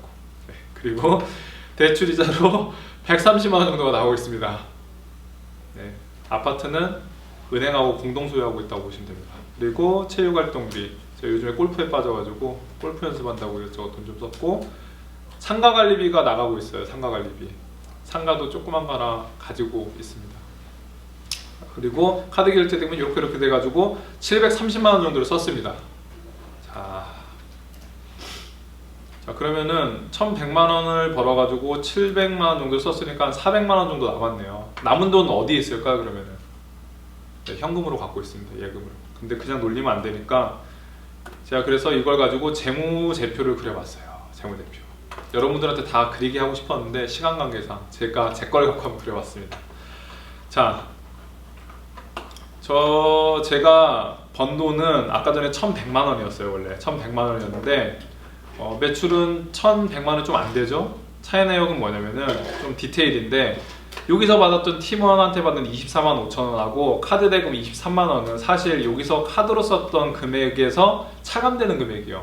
그러니까 카드로 썼던 비용 중에 실제 내 비용이 아닌데 남했던 것까지 결제를 한 게 있으니까 이거는 비용 차감 항목으로 뺐습니다. 이해되시나요? 비용에서 뺐다는 겁니다. 그래서 1,100만원보다 좀 안 되는 게 저의 수입이에요. 1,100만원 정도 받았고, 판매관리비, 아까 앞에서 봤던 비소비성 지출, 소비성 지출에 해당되는 금액들이 다 여기 들어가 있습니다. 비소비성 지출은 비용이 아니에요. 실제는 돈은 나갔지만 사실은 현금이 아닌 다른 형태로 적금, 펀드 형태 등으로 저희가 다른 자산으로 갖고 있을 뿐인 거지 비용으로 돈이 나간 게 아니에요. 하늘로 날아간 거 아닙니다. 언젠가 다시 받을 거니까. 그래서 소비성 지출만 모은 겁니다. 이렇게. 그래서 매출액에서 비용을 뺐더니 이익이 600만원이 남았어요. 그리고 나서 빚 갚는데 이자로 130만원, 기부금 15,000원 내가지고 최종적으로 한 달 동안 번 돈에서 남은 돈이 490만원. 자, 이 490만원이 결국은 어디로 갈까요? 아까 재무상태표가 건강상태표라 그랬는데 돈을 벌면 어디로 간다 그랬죠? 자본에 있는 잉여금으로 간다 그랬어요. 잉여금. 남은 돈이에요. 남은 돈. 그래서 이 490만원이 쪼르륵 잉여금으로 갔습니다. 그래서 잉여금, 그리고 나머지 비소비성 지출이라고 했던 적금, 펀드, 청약저축, 기타 등등등등이 여기에 모여 있습니다. 왜? 내 돈이니까 아직. 자산이에요. 제 자산. 그럼 나머지는 이 손익계산서와 상관없이 제가 한번 작성을 해봤습니다. 뭐냐면은 아파트하고 상가를 제가 하나씩 갖고 있다라고 칠게요. 실제 갖고 있지는 않습니다. 네, 갖고 있다고 치고 아파트가 10억짜리예요. 상가가 1억짜리예요. 그래서 합쳐서 11억짜리 투자 자산에 투자를 했습니다. 근데 그 당시에 제 돈이 7억이 있었어요. 있었으면 좋겠네요. 7억이었고 차입, 은행한테 4억을 빌려가지고 11억을 충당해서 11억짜리를 샀다는 얘기예요. 이해되시나요? 그래서 자본은 뭐라 그랬죠? 내 돈 7억. 부채는 뭐라 그랬죠? 남의 돈. 그래서 남의 돈 4억하고 내 돈 7억 합쳐서 11억을 갖고 11억짜리 자산을 샀다는 겁니다. 아까 뭐라 그랬어요? 자산은 부채 더하기 자본. 그래서 아파트 11억 자산, 부채 4억에 자본 7억 해서 11억 똥돈이 되는 겁니다. 이해되시죠? 그리고 아까 1년 한 달 동안 쓴 돈 남은 돈이 340만 원 정도가 남아요. 결국은 이 340만 원 제가 현금으로 갖고 있다 그랬죠. 이렇게 해가지고 재무상태표가 그려지는 겁니다. 남은 돈 당기순이익 남은 돈은 잉여금으로 가고 이 잉여금을 가지고 적금도 넣고 뭣도 넣고 뭣도 넣고 그리고 남은 돈은 현금으로 갖고 있고 그리고 기존에 제가 투자했던 것들은 이미 여기에 녹아 들어가 있고 재무상태표는 2월 24일자 기준으로 끊었을 때 내 건강상태표가 다 나와 있는 거니까 이 한 달 동안에 있었던 아파트나 상가를 산 거래 내역은 이 한 달 동안 없었거든요 사실. 하지만 현재 기준으로 딱 끊었을 때는 있는 거죠. 과거의 거래였지만. 그래서 재무상태표, 손익계산서. 손익계산서는 일정 기간 동안의 성적표, 재무상태표는 일정 시점의 건강상태표. 자, 기억하시면 됩니다. 여러분들도 시간이 나시면 이런 거 한번 그려보면 좋아요. 그래서 남은 돈이 이렇게 가서 내 자산이 이렇게 되고 빚도 이렇게 있고 이렇게 갚아가는구나 이런 것들을 그릴 수 있는 겁니다. 그래서 여러분들이 그릴 수 있으면 좋고 못 그리더라도 이런 식으로 나에 대해서도 이렇게 분석을 할 수 있구나 라는 걸 생각하고 아까 이제 가계부를 그려봤는데 가계부를 통해서 여러분들이 정말로 내가 한 달 동안 돈을 받는 건 한 번이에요. 근데 쓰는 건 엄청나게 많죠. 잘 써야 된다는 생각을 가지셨으면 좋겠어요. 제가 이따가 들어가서 보겠지만 잘 써야 될 것 같네요. 보니까 불법 토토 이런 거 한 번씩 하시고 네. 자, 이제 나에 대해서 숫자도 이제 분석을 어느 정도 해본 것 같아요. 세 번째 세션까지. 그래서 이제 다음 세션은 서두에 말씀드린 대로 현업에서 MD로 이제 여러분들이 오늘 발령 곧 받으실 거예요. 받은 다음에 각 현업으로 가셔서 MD로서 역할을 수행하실 텐데 MD로서 수행을 할 때 알아두면 좋은 숫자와 관련된 팁들이나 이런 것들을 좀 소개해 드리려고 해요. 일단 먼저 사고 사례들 설명을 드릴게요. 제가 재경팀에 있다 보니까 현업에서 MD분들이 숫자와 관련돼서 실수나 이런 사고를 내셔가지고 엄청나게 고생을 하시는 분들을 많이 봤습니다. 많이 봤는데 첫 번째 사례가 뭐냐면은 판매가 오류 입력이에요. 제가 이제 말씀드렸죠. MD가 가장 기본적으로 해야 될 일 자체가 좋은 협력업체를 입점시켜서 좋은 상품을 소싱해 오는 게 이제 MD 역할인데 상품은 잘 소싱해 왔어요. 근데 상품 가격이 여기 잘 안 보이시겠지만 PDF 파일 이제 교환 보시면 잘 보일 거예요. 원래 39만 8천 원짜리예요. 판매가가. 근데 MD가 잘못 입력을 한 거예요. 39,800원으로.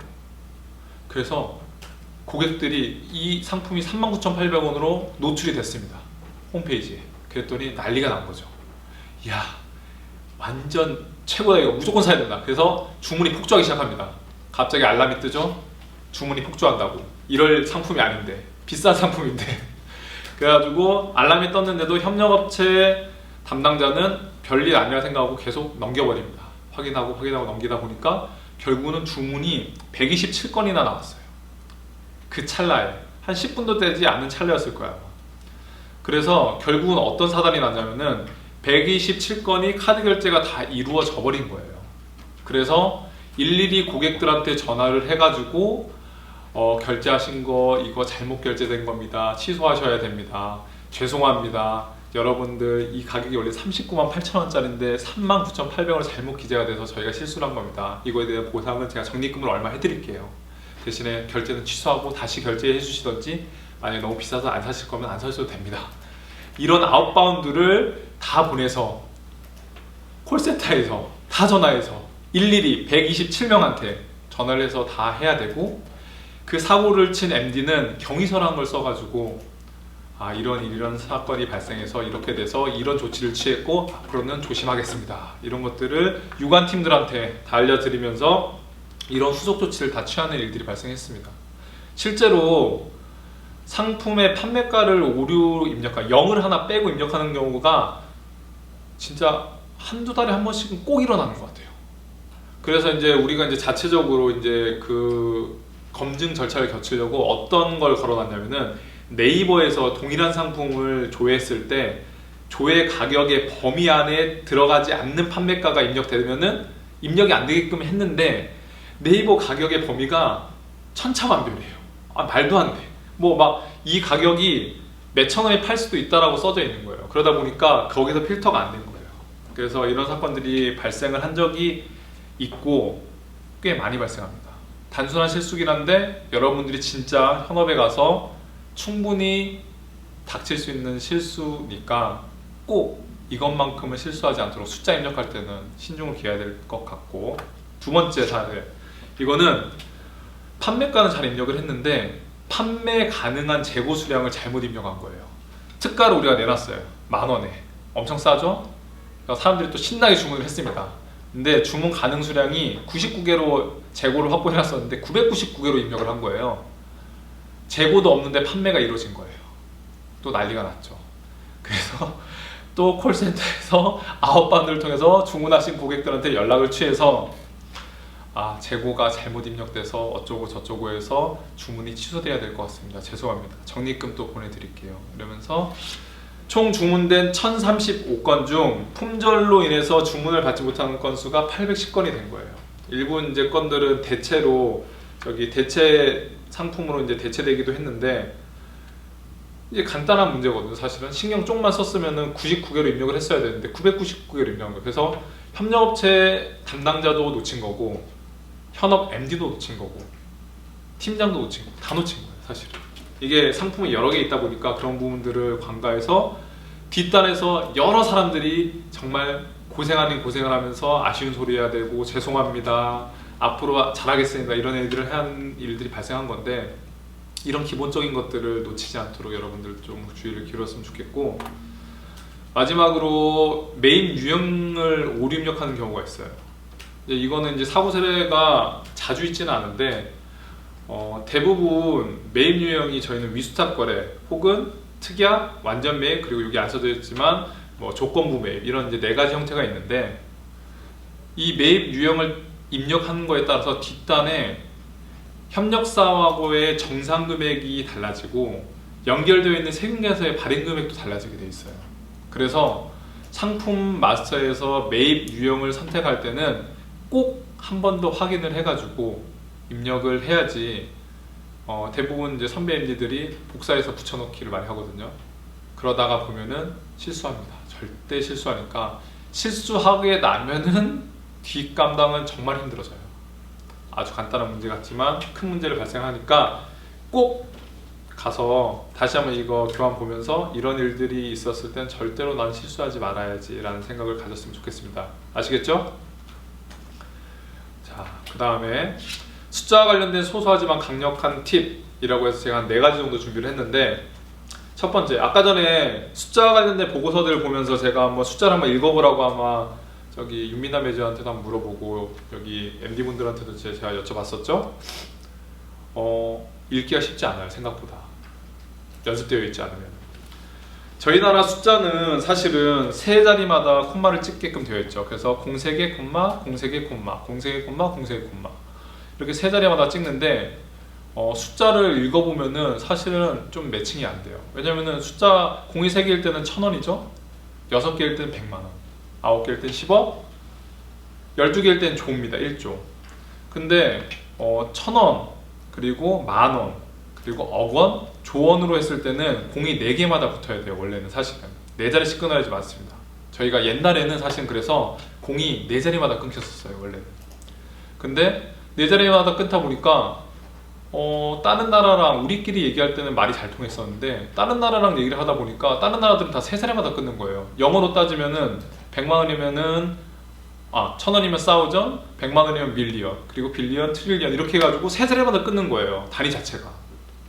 다른 나라 사람들은 다 3자리마다 끊는데 우리나라는 4자리마다 끊다 보니까 이게 의사소통이 참 어려웠던 거죠. 그러다가 보니까 다른 나라에 우리가 맞추게 돼서 3자리마다 끊게 된 거예요. 원래는 4자리마다 끊었었는데. 그래서 숫자를 잘 읽으려면은 쉼표 단위별로 쉼표 4개로 숫자 읽기를 연습을 해봐야 됩니다. 그래서 쉼표가 하나일 때, 2개일 때, 3개일 때, 4개일 때마다 얼마가 시작된다라는 거를 기억을 해야 돼요. 이거는 공부를 해가지고. 그래서 쉼표가 하나면 1,000원부터 시작한다. 쉼표가 2개면은 100만 원, 3개면 10억, 4개면 조. 이것만 기억을 하면은 정말로 쉽게 읽을 수 있어요. 그럼 밑에 이제 예시를 한번 넣어봤거든요. 빛나 매니저님, 네? 앞에 보이시죠? 보이시나요, 숫자? 789-645-205 보이죠? 자, 콤마가 몇 개 있죠? 쉼표가 2개 있습니다. 2개. 2개면은 100만 원부터 시작하는 거죠. 2개면. 자, 100만 원을 기준으로 역으로 계산을 해보는 거예요. 100만, 1000만, 억. 그래서 7억 8,900, 64만 5천, 205원 이렇게 읽으면 되는 거예요. 콤마가 2개니까 100만 원부터 시작하는 거예요. 자, 연습을 하면은 할 수 있어요. 콤마가 2개면 100만, 3개면 10억, 4개면 조. 그래서 우리나라의 대부분의 상장산업 회사들은 조 단위까지도 잘 안 가요, 사실은. 그래서 보통 1000억, 100억 정도 수준에서 끝나는데 저희 회사는 조가 넘죠. 그래서 콤마 4개 정도만 기억을 하면은 여러분들 어지간한 보고서 다 읽을 수 있습니다. 공부하시면 돼요. 자, 다음. 또 다른 쉼표 단위를 조심하자. 보고서를 보면 아까 전에 오른쪽 위에 대부분 제가 단위에서 100만원, 단위에서 억원 이렇게 써놨었을 거예요. 그래서 보고서를 볼 때는 항상 숫자가 있으면 오른쪽 위에 단위를 꼭 보셔야 돼요. 단위를. 자, 아래 숫자 한번 읽어보세요.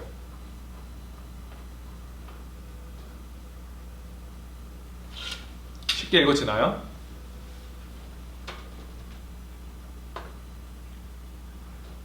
자, 콤마가 하나 더 있는 거죠. 앞쪽에 1000원이니까 콤마가 하나, 둘, 셋, 쉼표가 3개예요. 3개면은 10억부터 시작한다 그랬죠? 10억, 100억, 1000억이에요. 그래서 7억 7,896억 4,520만 5천원입니다. 쉼표가 3개, 2개가 아니고 3개인 거죠. 1000원이니까. 비남이 조금 눈동자가 맨날 좋아요. 네. 자, 위의 경우에는 방금 말씀드린 대로 단위를 포함시켜서 7억이 아닌 7천억으로 읽어야 됩니다. 만약 단위를 못 보고 자신있게 7억으로 시작했다면 루저입니다. 자, 다음. 전화통화로 큰 단위 숫자를 전달할 때에는 요즘에는 이제 이메일이나 메신저 이런 것들이 워낙 잘 돼 있어가지고 이제 쓰면 되는데 간혹 전화통화를 통해서 숫자를 말해야 되는 상황이 있을 수도 있어요. 그런 경우에는 고지고대로 숫자를 단위대로 얘기를 하게 되면은 전달이 잘 안 됩니다. 생각보다. 예, 7,896억 4,520만 5천원입니다. 이렇게 얘기하면은 듣다가 헷갈려요. 그래서 어떻게 해야 되죠? 끊어서 세 자리씩 콤마 단위로 끊어가지고 숫자를 그냥 읽는 거예요. 어떻게? 789,645,205입니다. 이렇게 하면은 듣는 사람도 그냥 받은 대로 적으면 돼요. 789,645,205 굳이 7억 8,964만 5,205원입니다 라고 얘기하는 것보다 789,645,205입니다 이렇게 얘기하면은 받는 사람도 부담이 덜하고 말하는 사람도 부담이 덜합니다. 왜? 말하다가 틀릴 수도 있고 듣다가 틀리게 들을 수도 있거든요. 이해되시나요? 꼭 기억해 주세요. 제가 12년 동안 직장생활하면서 얻은 꿀팁 중에 하나예요. 이것도. 자, 마지막. 무식하지만 든든한 나의 지원군 쌀집 계산기. 숫자 작업은 보통 저희가 엑셀이라는 프로그램을 이용해서 하는데 엑셀이 참 유능한 지원군이긴 한데 본인이 수식을 잘못 걸었을 수도 있어요. 엑셀은 그래서 걸어준 대로 계산을 합니다. 그래서 잘못 계산이 된 거는 본인이 수식을 잘못 넣은 거예요. 근데 이런 것들을 맹신하면 안 되는 거예요. 그래서 결국은 아무리 엑셀로 했어도. 그래서 숫자와 관련된 보고서 작업을 한 경우에는 귀찮을 수도 있고 하기 싫을 수도 있겠지만 꼭 보고하기 전에 쌀집 계산기로 딱딱딱딱딱딱 직접 두들겨서 더했을 때 맞는지 곱했을 때 맞는지를 확인을 꼭 하고 보고를 하셨으면 좋겠어요. 그래야지 정말 믿음 가는 유능한 직원으로 인정받을 수 있을 겁니다. 여기 있는 게 이제 제가 아직까지 쓰고 있는 쌀집 계산기입니다. 쌀집 계산기. 그리고 쌀집 계산기가 생긴 건 무식하게 생겼어도 기능이 나름 소소한 기능들이 많거든요. 그래서 쌀집 계산기와 관련된 영상 시청 간단하게 하고 지나갈 수 있도록 하겠습니다.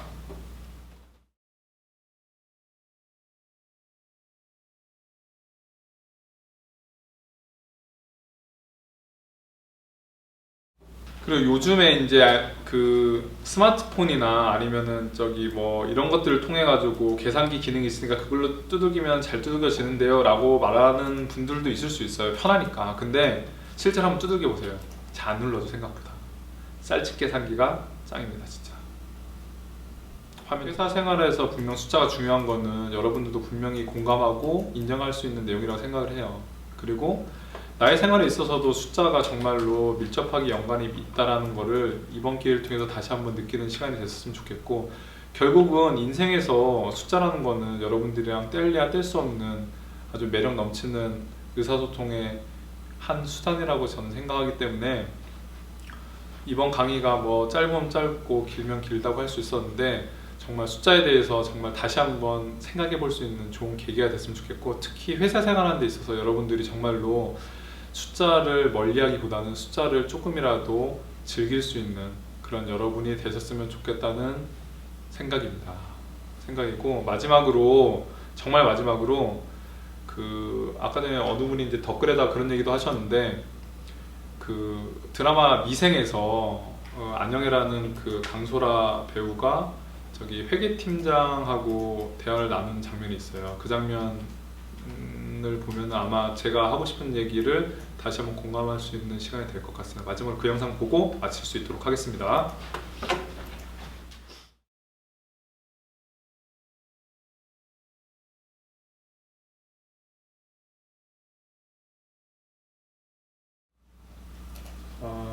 대부분 이제 시청 완료하신 것 같은데 여튼 긴 시간 동안 강의 들어주셔서 정말 감사드리고, 그 다음에 여러분들 정말 좋은 회사에 입사를 했다라는 얘기를 다시 한번 해주고 싶어요. 마지막으로 정말로 제가 그냥 하는 얘기가 아니고 재무 분석을 해봤잖아요. 아까 전에 실제로 숫자를 가지고 분석을 해봤더니 정말로 좋은 회사, 안정적인 회사에 다니고 있으니까 여러분들 충분히 자부심을 갖고 회사를 다녔으면 좋겠고, 그 회사에 들어온 인원들인 만큼 여러분들의 능력은 뭐 볼 것도 없이 출중하다고 생각을 해요. 그래서 제 와이프가 어제 얘기했는데 열심히 일하셔가지고 영업이익 많이 내주세요. 그래서 성과도 많이 받으십시다. 감사합니다.